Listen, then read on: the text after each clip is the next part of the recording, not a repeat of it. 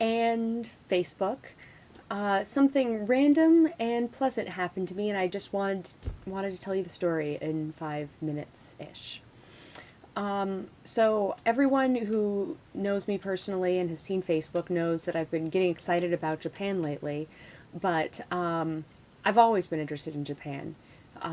In high school, I took a really great Japanese literature class because Marymount is a fancy, fabulous Vatican II sort of open-minded Catholic girls' school. And I actually grew up being interested in Japanese literature, or not Japanese literature, but in Japanese culture in general, because my mom talked about it because she was the producer she was the producer on a Japanese film crew. It was, other than her, entirely composed of Japanese men, and they made commercials for things like ramen. So when I was little, I didn't have very many books. I had a lot of big reference books, but I had a couple of children's books, and one of them was it contained a lot of Japanese children's stories. So, fast forwarding back to the present, I've been trying to learn the Japanese language with a more concerted effort than I've done previously. And so concerted that I searched on the internet and found a web resource from the Washington State University, I think.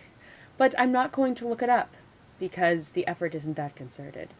So, at any rate, I found this web resource, and it's called, I think it's a graphical guide to Japanese grammar, which is handy because Japanese grammar, rather than in English where everything is super dependent on word order, Japanese grammar does sort of lend itself to a graphical approach, since you'll have like a word or a phrase and then a particle next to it, which is a character basically that indicates what an entity's grammatical function is. So, at any rate, in the very beginning, which I'm still on, where they teach someone like me to construct a sentence saying that someone did something or someone has some attribute, they use a stock children's character, this 1 inch tall boy named Isunboshi, and they say that there's a sentence: Isunboshi goes up a river, Isunboshi is in a rice cup. And at the end of that little section of the lessons, they also tell you that Isunboshi eventually goes on to fight an ogre, and everything is wonderful for him. So, even more recently, today, I was on the phone, like it was the 90s, with my friend Matt. And I was looking around the room, and the room that I'm in is the Knaus office garage area. And so you can see there are lots of lovely things to look at. And I looked over there, and I saw the spine of a book that looked really familiar. So while I was on the phone with Matt, I got up and looked at the book. And after looking at it for just a moment, opening it, actually, even after just getting it into my hands, I realized that it was the book that I had been read so many times when I was little. And I started looking at the illustrations and admiring them. And as you can see, there are lots of lovely illustrations. And there's so many that they almost completely tell the stories. It's like it'd be unnecessary without the text. See, it's unnecessary to have the text almost. And see, there's like a beautiful color illustration. So incidentally, this is the book, Japanese Children's Favorite Stories, and there it is backwards because technology is horrible and I hate it. But, so at any rate, while on the phone with Matt, I looked through this book because I was a bad friend, and then I continued to be a bad friend, and looked for Little 1 Inch. And I found him. Here's the story of Little 1 Inch, and here's Little 1 Inch, and he's going up the river just like my grammar lesson told me he would, and he's in a cup, a rice cup. So then various things happen to him, and finally, he ends up fighting a big ogre. Again, just like the lesson said he would, and I get to see it in this beautiful illustration. Now, when I was flipping through the book, the illustrations all looked very familiar. They looked so familiar and told the story so well that I was concerned that I hadn't actually read any of them, that I just looked at the pictures when I was little. But on reviewing the text, I realized it was all just the text was just as familiar as the pictures. However, this ties into another recent thing that's happened.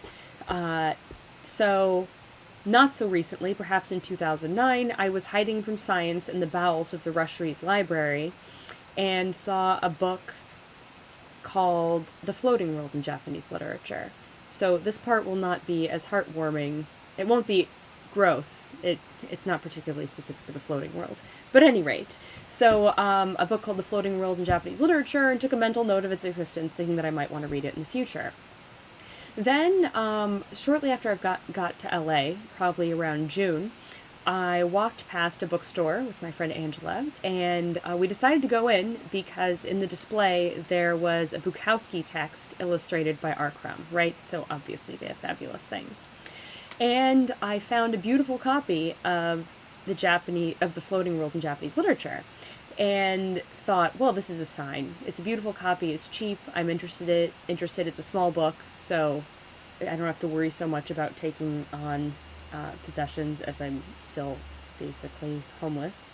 But so at any rate, I began reading it, and they told me about how Saikaku and Kiseki wrote these very interesting stories about describing the floating world, which is the Pleasure District, and how the illustrations, which were prints by people like Moronobu, were very, very important. And after the genre became established, the pictures began to become so important that there are versions of the stories printed where there will be like multiple very large illustrations showing the story, and then like a little like excerpts from the text, but maybe not even the entire thing, just, you know, around the illustrations wherever they will fit.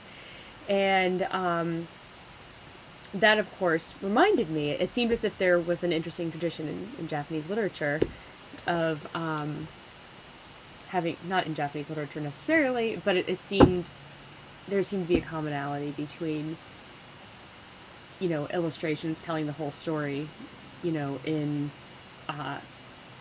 literature about the antiqued red light district in Japan, and also the way they decided to illustrate this book. So, ta-da! Now you know every single thing about my relationship with Japanese literature, and you got a cute little story out of it. Have a wonderful afternoon, or any time you may be watching this. Bye.